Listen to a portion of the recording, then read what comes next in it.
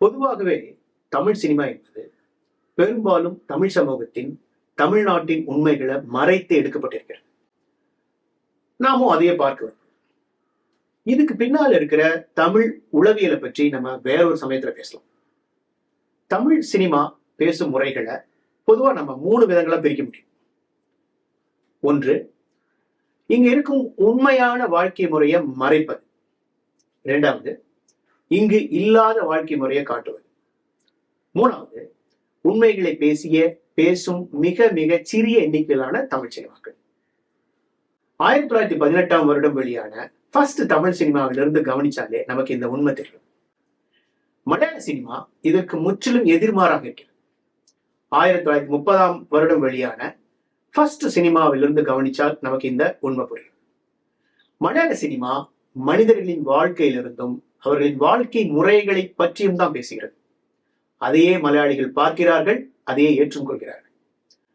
நீங்க பார்க்கும் ஒரு சினிமாவுடைய மிக முக்கியமான விஷயமா நீங்க கவனிப்பது என்னன்னா, அந்த கதை எந்த நிலப்பரப்புல நிகழுது, அதாவது ஜியோகிராபி அப்படிங்கிறது ரொம்ப முக்கியம். ஒரு குறிப்பிட்ட நிலப்பரப்பு அப்படின்னு நம்ம பேசும்போது அந்த இடத்துல வாழும் குழுக்கள், அதாவது குரூப்ஸ் யார் யார் என்பது அடுத்த முக்கியமான விஷயம். அந்த குறிப்பிட்ட நிலப்பரப்புல பல்வேறு விதமான தொழில்கள் செய்யற பல குழுக்கள் இருப்பாங்க. இது இயல்பான ஒரு விஷயம். உலகம் முழுக்க இதான் உண்மை.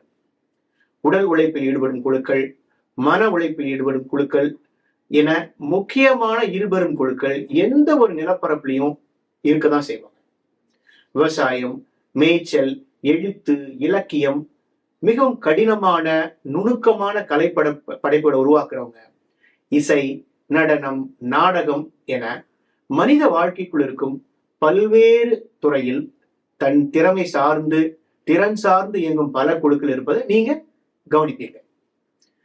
அந்த வகையில பாத்தீங்கன்னா, திருவண்ணாமலை அப்படிங்கிற நிலப்பரப்பையும் அதில் கூத்து என்ற கலை வடிவத்தையும் அதில் இயங்கும் குழுக்களின் வாழ்க்கை முறையை பற்றியும் பேசும் படமாக வந்திருக்கும் ஜமா பற்றி தான் நாம பார்க்க போறோம்.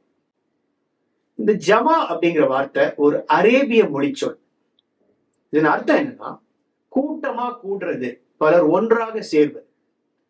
சோ கூத்து நடத்துவதற்காக பலரும் ஒன்னா சேரும்போது அதை ஜமான்னு சொல்றாங்க. ஆனா எப்ப இந்த அரேபிய வார்த்தை இங்க வந்ததுங்கிறது நமக்கு தெரியல. பொதுவாக தமிழ் சினிமாவின் பெரும்பாலான சினிமாக்களில் கதை என்பது இருக்காது. நாம் வாழும் வாழ்க்கைக்கு துளியும் சம்பந்தம் இல்லாத ஒரு கற்பனை கதையை நம்மிடமே பார்க்க சொல்லி காலங்காலமா தமிழ் சினிமா டைரக்டர்ஸ் நம்மள எல்லாம் ரொம்ப டார்ச்சர் பண்ணிட்டு இருக்காங்க. நாமும் அதை பொறுத்து கொண்டு போயிட்டு இருக்கோம். சரியான கதை இல்லை அப்படிங்கும்போது அந்த சினிமாவோட ஸ்கிரிப்ட், ஸ்கிரீன் பிளே எல்லாமே ரொம்ப வீக்கா இருக்கும். இது ரொம்ப வெளிப்படையா தெரிஞ்ச ஒரு விஷயம். அதன் தொடர்ச்சியாக சம்பந்தப்பட்ட சீன்கள், sequence, characterisation, dialogue, acting, music, BGM, comedy, சண்டை என எல்லாமே ரொம்ப சுமாராக இருக்கும். தனித்தனியா ஒவ்வொன்று தொங்கிக்கிட்டு இருக்கும். அந்த சினிமாவின் ஃபர்ஸ்ட் ஹாஃப் ஒரு மாதிரியும் செகண்ட் ஹாஃப் வேற ஒரு மாதிரி இருக்கும். தமிழ் சினிமாவின் இந்த அரைகுறை தனத்திற்கு நேர்மாறாக வந்திருக்கும் படம் என ஜமாவை நம்ம தாராளமா சொல்லலாம்.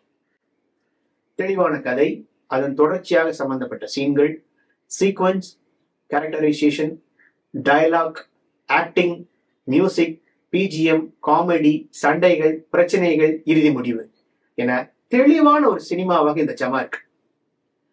இந்த சினிமாவின் ஃபர்ஸ்ட் ஹாஃப்ல ஹீரோவின் கூத்தின் மீதான ஆர்வம்,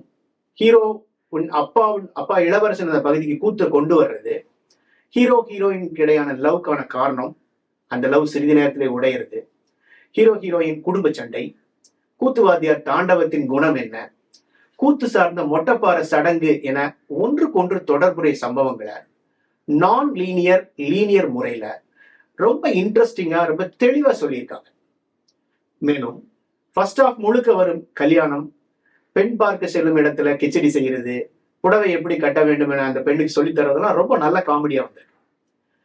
கூத்துல பெண் வேஷம் போடும் எல்லா சீன்களிலும் அசல் பெண் போலவே அவர் நடிச்சிருக்காரு.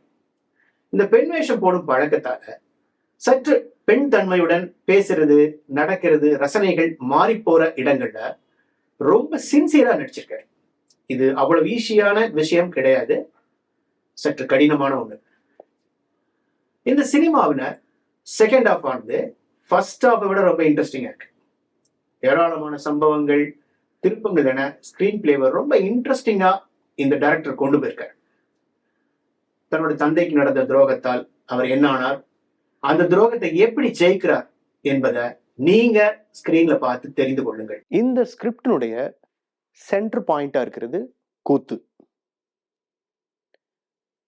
இந்த சென்டர் பாயிண்ட்டுக்கு ஒரு பக்கத்துல இன்னொரு மேஜர் பாயிண்டான துரோகத்தை வச்சிருக்காங்க. இன்னொரு சைட்ல துரோகத்தை எப்படி ஜெயிக்கிறதுங்கிற இன்னொரு முக்கியமான பாயிண்ட் வச்சிருக்காங்க. இதுல இந்த துரோகத்தை செய்யற கேரக்டரா தாண்டவனும் பெருமாளையும் பிளேஸ் பண்ணியிருக்காங்க. இந்த துரோகத்தால டைரக்டா பாதிக்கப்படுற கேரக்டர்ல இளவரசன், அம்பு அப்படிங்கிற 2 கேரக்டர் வச்சிருக்காங்க.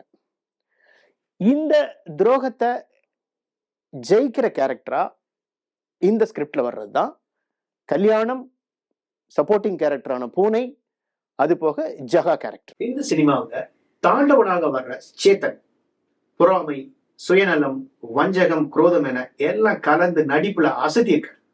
அவரோட பெரிய கண்கள், பாடி லாங்குவேஜ் மூலமாக நடிப்பை கொட்டியிருக்கார். இளவரசன் வர்ற கிருஷ்ணதயாள் நாடகத்துறையை சேர்ந்தவர்.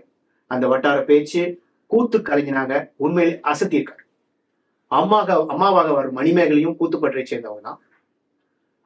இந்த படத்தினுடைய ஹீரோ கல்யாணம் நிஜமான கூத்து கலைஞர். படம் முழுக்க தன்னோட தோல்ல தாங்கியிருக்க காமெடி, சோகம், காதல், அவமானம், வைராக்கியம் என பல விதமான எமோஷன்களை இந்த சினிமாவில பாரி தர நடிப்புல கொண்டு வந்திருக்காரு. ஜகாவா வர்ற அம்மு பிராமி அந்த வட்டாரத்தை சேர்ந்த பெண்ணாவே கலக்கி இருக்கார். முக்கியமா கோவப்படும் சீன்களை ரொம்ப நல்லா நடிச்சிருக்காரு. இவருக்கும் இவருடைய கண்கள் தான் பெரிய பிளஸ் ஆக இருக்கு. இந்த சினிமால ரொம்ப முக்கியமா சப்போர்ட்டிங் கேரக்டர்ஸா வர்ற பூனை மற்றும் பெருமாள் இந்த கதைக்குள்ள பாசிட்டிவ் அண்ட் நெகட்டிவ் ரோல்கள்ல ரொம்ப நல்லா நடிச்சிருக்காங்க. ஹீரோ மற்றும் வில்லன் என்ற 2 பேருக்கு பின்னால இருந்து இந்த கதையை நகர்த்துவது இவங்க 2 பேர் தான்.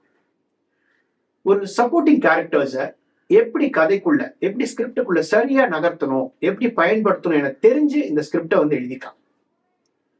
இவங்க தவிர அந்த ஊரை சேர்ந்த மனிதர்கள், கூத்து கலைஞர்கள் என எல்லாருமே மிக இயல்பாக கூத்து வாழ்க்கையை சார்ந்து அங்க எப்படி வாழ்றாங்களோ இன்னைக்கும் அது அப்படியே நடிச்சிருக்கிறதா இந்த சினிமாவினுடைய மிகப்பெரிய பலம். இந்த சினிமாவினுடைய திரைக்கதை எழுதி அதை டைரக்ட் செய்த Pari Ilavazhagan. Cinematography and location இந்த சினிமாவில் ரொம்ப சிறப்பா இருக்கிறது கேமரா ஒர்க். பகல், கூத்து நடக்கும் இரவுகள், அந்த அழகிய கிராமம் என ரொம்ப சிறப்பா ஒளிப்பதிவு செய்த கோபால் கிருஷ்ணா. கதைக்கு ரொம்ப பொருத்தமான லொகேஷன், காஸ்டியூம் என எல்லாமே கச்சிதமா செஞ்சிருக்காங்க. எடிட்டிங் நிறைய முன்பின்னான காட்சிகள் கொண்ட நான் லீனியர் கதையான இந்த ஜமாவின் எடிட்டிங்க பார்த்தா ரொம்ப நுணுக்கமா செஞ்சிருக்காரு. இந்த சினிமாவின் மிகப்பெரிய சப்போர்ட் இவருடைய எடிட்டிங். மியூசிக் மீண்டும் ஒரு முறை இளையராஜா பின்னணி இசையில அசத்தியிருக்கார். கூத்தினை மையமாக கொண்ட கதைக்கு கூத்து சார்ந்த இசைக்கருவிகள், ஒலிகளையும் கிராமிய வாழ்க்கைக்கு பொருத்தமான இசையும் இளையராஜா கொடுத்திருக்காரு. ஆடியன்ஸ் இந்த சினிமாவுடன் 2 மணி நேரம் ரொம்ப இன்ட்ரெஸ்டிங்கா டிராவல் பண்றதுக்கு இளையராஜாவினுடைய மியூசிக் ரொம்ப முக்கியமான காரணமா இருக்கு. மொத்தத்துல இந்த ஜமா அப்படிங்கிற சினிமா ஒரு சிம்பிள் பட் எஃபெக்டிவ் சினிமா. இந்த சினிமா தியேட்டர் ரிலீஸ் ஆனது 2024 ஆகஸ்ட் 2 அமேசான் ஓடிடியில் அவைலபிளா இருக்கு. இது ஓடிடியில் கொண்டு வந்தது ஆகஸ்ட் 2024 21ஆம் தேதி. ஸோ நீங்க எந்த நேரம் வேணாலும் சுலபமா பார்க்க முடியும். ரொம்ப சிறிய பட்ஜெட்டை கொண்டு பிராக்டிக்கல் லைஃபை பத்தி பேசுற ஒரு நல்ல சினிமா உருவாக்கியிருக்காங்க இந்த என்டையர் டீம். இதுக்காக இந்த சினிமாவுடைய ப்ரொடியூசர்ஸ் சாய் தேவானந்த், சசிகலா, சாய் வெங்கட்ராமன் 3 பேருக்கும் நம்ம ஒரு பாராட்ட தெரிவிச்சுக்கிறோம். இது போன்ற நல்ல முயற்சிகளுக்கு பப்ளிக்கான நீங்க ஆதரவு கொடுக்கணும். அப்பதான் இது மாதிரி படம் எடுக்க வர ப்ரொடியூசர், டைரக்டர்ஸ் தைரியமா முன் வருவாங்க. இது மாதிரி நிறைய சினிமா வருவதற்கும் தமிழ் சூழல் ஒரு நல்ல வாய்ப்பா இருக்கும். இந்த சினிமாவினுடைய கிளைமேக்ஸை தவற விட்டுறாதீங்க. ரொம்ப முக்கியமான ஒரு சீன். இந்த மொத்த டீமும் சேர்ந்து மீண்டும் ஒரு பிராக்டிக்கல் அண்ட் கிளாசிக் சினிமாவை தர வாழ்த்துக்களை சொல்லிட்டு பெட்4 சினிமா சேனலை லைக் பண்ணுங்க, உங்க ஃப்ரெண்ட்ஸோட ஷேர் பண்ணுங்க, சப்ஸ்கிரைப் பண்ணுங்க. மீண்டும் அடுத்த சினிமா ரிவ்யூ சந்திப்போம். தேங்க்ஸ்.